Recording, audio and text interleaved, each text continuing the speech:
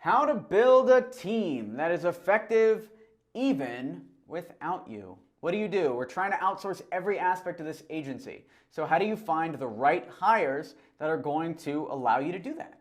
Well, you need people that don't steal or overbill you, so you don't have to watch them. You want people that are self-driven and can work without managers.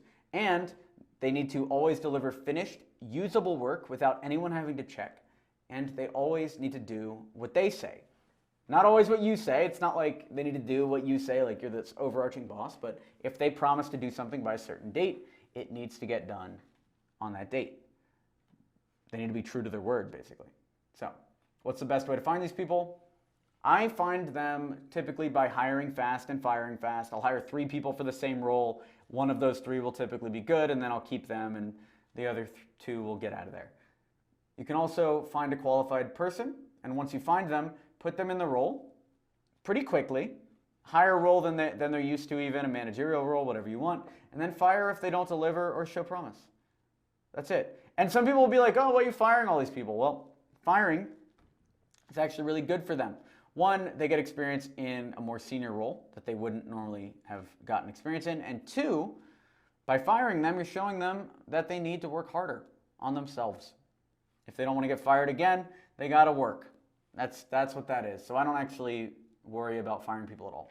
To prevent theft/overbilling, you need to hire moral people, and this takes time to find out, especially if there's small amounts of money involved. You might see that they're not stealing, but then when the amounts get larger, you find they are stealing. You might also find that some people you thought were trustworthy have been stealing from you bit by bit over time, maybe by creating a false Upwork profile and billing you as a fake freelancer that doesn't actually exist. You know, all sorts of things could happen. Who knows with that? Who knows with that, you know?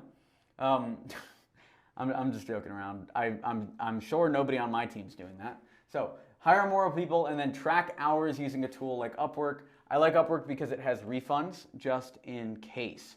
So if things go completely off the rails, you can always refund. I know we've had video editors that have billed us for videos that they never recorded. Like, for instance, the order was maybe 3 videos a week, and they just started billing us for 12 videos a week, and we didn't check, and then Upwork was nice enough to give us a refund because they only delivered 3, but they billed us for 12. So in those cases, it's totally fine to refund. Another thing to talk about is task management. And when it comes to freelancers, especially when you're running a fully remote agency like we run, you don't have an office, focus on the work done and not the hours worked. So set the tasks, which means set whatever your overarching goal is for this person, and then the lead measure, which is what are they supposed to do every day, and the lag measure, which is as they work every day, what are they supposed to do, and then you're good to go. So for instance, let's say the overarching goal, let's talk about a newsletter copywriter. You hire a newsletter copywriter. His overarching goal is to increase sales of your products via the newsletter. The lead measure would be number of emails sent per day. You send 1 email a day. The lag measure would be newsletter sales per week.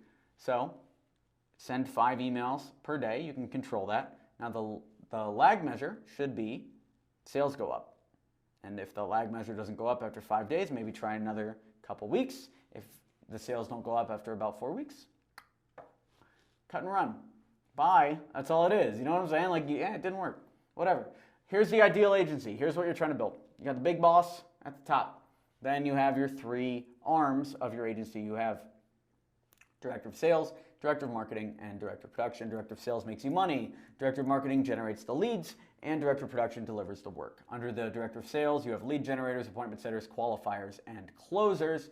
Under the director of marketing, you have the project manager, making it all happen. The content person doing your content. SEO, which helps you rank on Google and other search engines. PPC, which helps you do advertising and generate leads. The social media person, which helps you generate leads via social media channels like Twitter.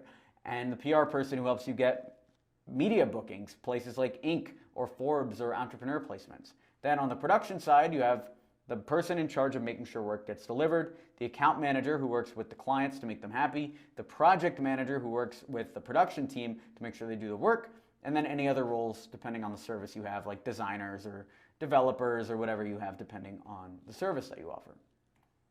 Now, the other thing to keep in mind is everything, all success comes down to incentives. which means it's best to pay people according to their performance and not the work hours they put in. If you're talking to your sales team and you pay them per meeting booked, you'll get more meetings. If you pay them per close, you're going to get more closes. And if you pay them a flat salary with no incentive for meetings or closes, you're going to get nothing. You're going to get whatever the bare minimum is.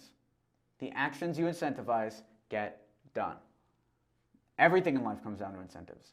The actions you incentivize get done. So really think about that. Pay people for the thing you want them to do. Another thing to talk about is weekly meetings. Typically, the project manager, the account manager, or one of the directors is having weekly meetings with your team leads, with your team members. You're meeting with your team leads weekly to discuss progress on current projects, goals for the next week, and challenges faced this week and potential solutions. The team leads are having these same meetings with their direct reports underneath them. And to find out if you're truly outsourced, you do this experiment. You do the no contact experiment. That means you don't talk with the team. For 1 week, you take the week off, maybe book a week at a nice hotel. You don't check your phone or any messages. And I know this is tough. Now, you do that for a full week. Then you make a list of the following. What questions did the team have for you? What tasks didn't go smoothly without you? What major areas required your input and you weren't there to give it? Basically, what went wrong while you were gone? Now, when you come back, you work on that real life feedback. You find a solution for each thing that happened when you're on vacation, and you reduce your need. You reduce those things and try to stop them from ever happening again. Because if the company can run without any input from you, then it'll give you time to work on other businesses or ideas or ways that you can grow the current business.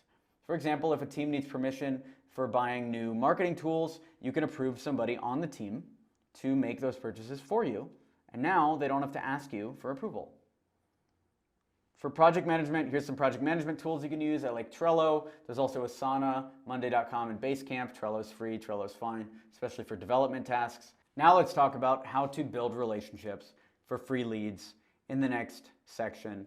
Let's do it.